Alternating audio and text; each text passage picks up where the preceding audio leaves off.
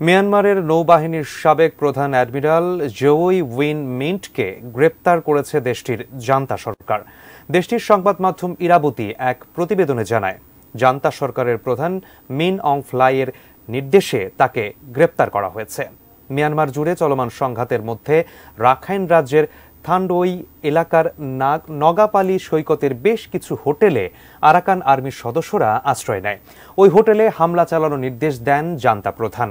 তবে হোটেলগুলো ক্ষতিগ্রস্ত হতে পারে এমন আশঙ্কায় ওই হামলার আদেশ অমান্য করেন তিনি। এরপর নৌ প্রধান পদ থেকে সরে দাঁড়ান অ্যাডমিরাল উইন মিন্ট।